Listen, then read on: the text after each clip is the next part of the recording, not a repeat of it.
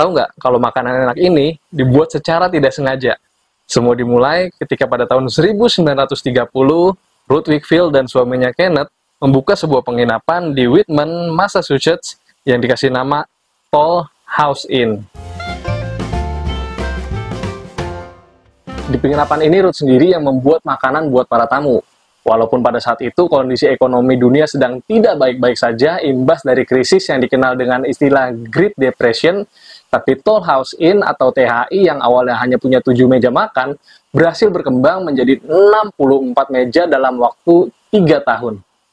Jadi ternyata yang membuat penginapan THI ini berkembang pesat adalah karena menu makanan yang mereka punya. Sebagian besar menu yang ada adalah resep yang dibuat oleh Ruth sendiri. Dan menu pertama yang membuat THI ini jadi terkenal adalah hidangan lobsternya.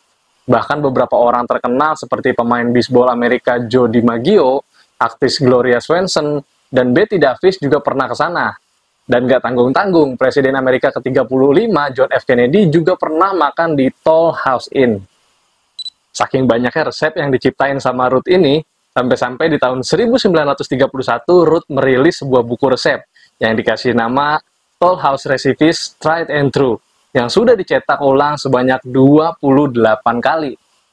Lalu bagaimana bisa choco chips yang enak itu dibuat secara tidak sengaja alias cuma kebetulan? Ada 2 kisah di balik terciptanya makanan enak tersebut. Yang pertama, katanya Ruth ini mau bikin butter cookies dengan taburan kacang di atasnya.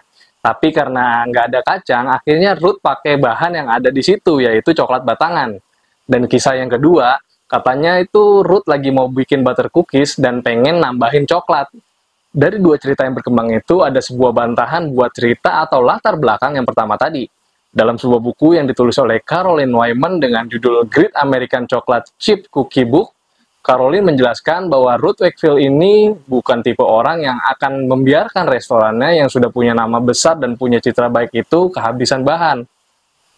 Sederhananya gini, menurut Caroline, nggak mungkin restoran milik Ruth yang udah dikenal dengan makanan yang enak, punya pelayanan yang memuaskan konsumen, bakal ngecewain konsumen cuma gara-gara lupa beli kacang buat bahan kuenya.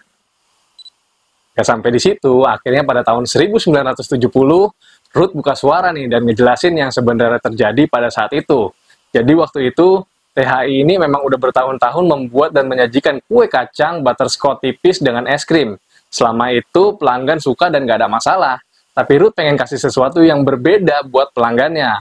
Makanya dia bikinlah butter cookies dengan potongan coklat itu. Jadi kita lanjut bahas dengan kisah yang kedua, dengan fakta barusan di mana Ruth memang sengaja menggunakan coklat buat butter cookiesnya. Tapi, ada tapinya nih. Jadi waktu itu Ruth menggunakan coklat batangan semi manis merek Nestle, yang berukuran besar dan dia potong-potong coklatnya jadi ukuran kecil.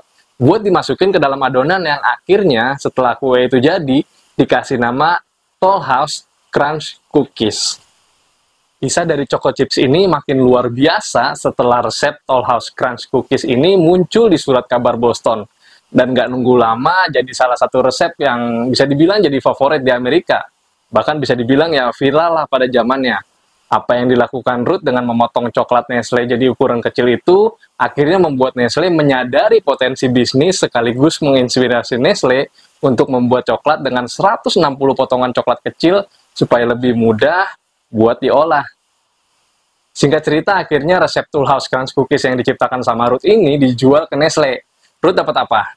Selain keuntungan finansial, Ruth Wakefield juga dapat imbalan coklat seumur hidup dari Nestle. Setelah resep itu viral dan dijual ke Nestle, akhirnya resep itu dicetak di kemasan coklat milik Nestle dan resepnya sendiri terus berkembang seiring zaman. Salah satunya adalah Choco Chips Toll House yang bebas alergen ini. Tapi sayangnya nih teman-teman, Toll House Inn yang asli sudah nggak ada karena habis dilalap api pada tahun 1984. Sekarang properti tersebut sudah direvitalisasi menjadi Nestle Toll House Cafe by Chip, sebuah waralaba yang bisa dijumpai di banyak tempat untuk memberikan penghormatan pada warisan serta pesona Ruth Wakefield dan Toll House Inn.